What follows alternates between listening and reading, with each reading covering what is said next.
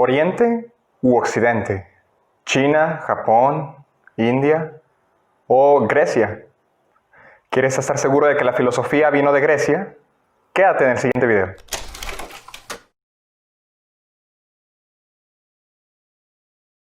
Bienvenido a Café y Filosofía.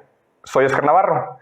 En este canal comparto 3 veces por semana contenido que tiene que ver con introducción a la filosofía, vidas de filósofos o de algún otro pensador y temas de actualidad. Si este contenido te interesa, te recomiendo suscribirte.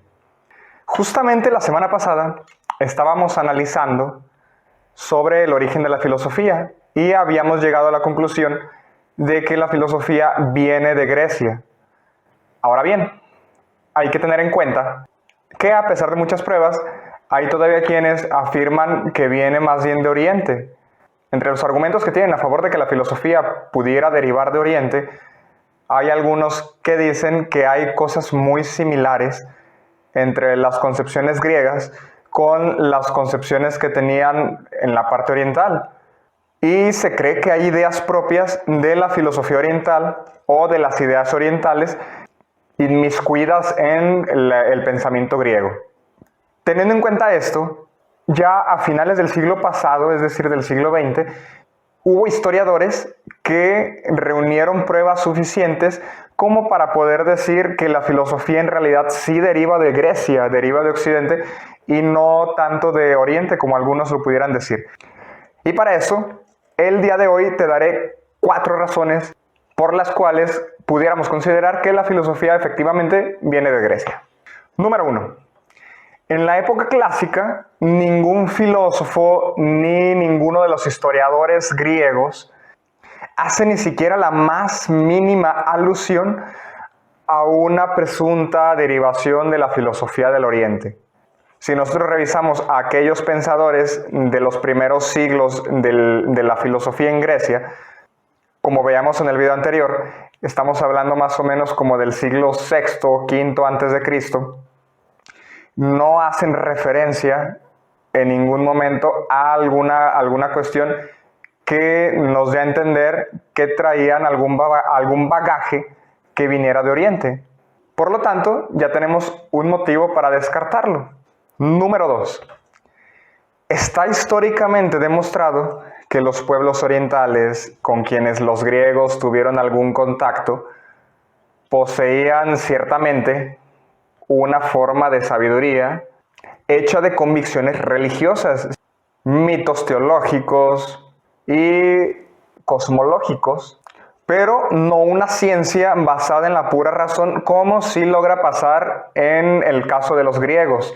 Los pueblos orientales sí tenían conocimientos, no podemos decir que no, o cualquier otro pueblo, cualquier otra civilización, claro que tenía conocimientos y tenía avances importantes en diferentes áreas, pero es en Grecia en donde se le da una sistematización a todos esos conocimientos y se logra fundar como tal ya una ciencia con parámetros y con cosas más específicas que van basadas más a la luz de la razón, no solamente de concepciones mitológicas o algunas otras explicaciones que no lograban todavía tener un razonamiento profundo.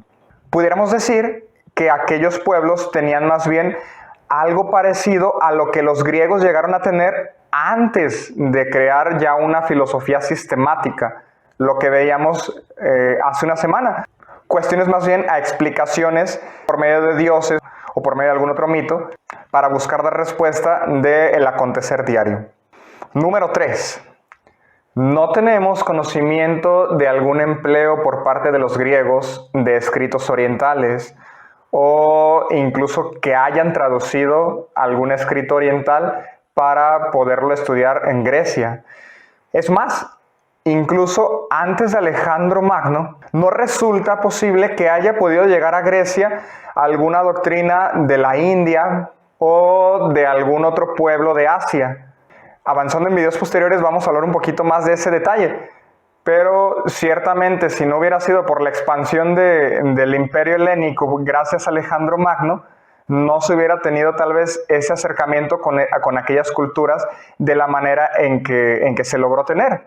Por esa razón, antes de él no hay realmente un contacto que pudiera influir lo suficiente como para plasmar un sistema de pensamiento entre Oriente y Occidente.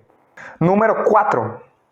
Por último, en caso de que alguna de las ideas filosóficas griegas tenga antecedentes precisos en la sabiduría oriental y que haya podido derivarse de allá, esta cuestión no va a cambiar todo lo anterior que ya se ha comentado. ¿Por qué? Porque desde que nace la filosofía en Grecia, se da una nueva forma de expresión espiritual, de tal manera que en el momento en que se acogían algunas otras expresiones de vida espiritual o de pensamientos, automáticamente los filósofos griegos comenzaban un proceso de teorización de aquellas posturas o de aquellas maneras de vivir, de expresarse, de manifestar creencias. Entonces todas estas formas terminaban por transformarse con una estructura rigurosamente lógica.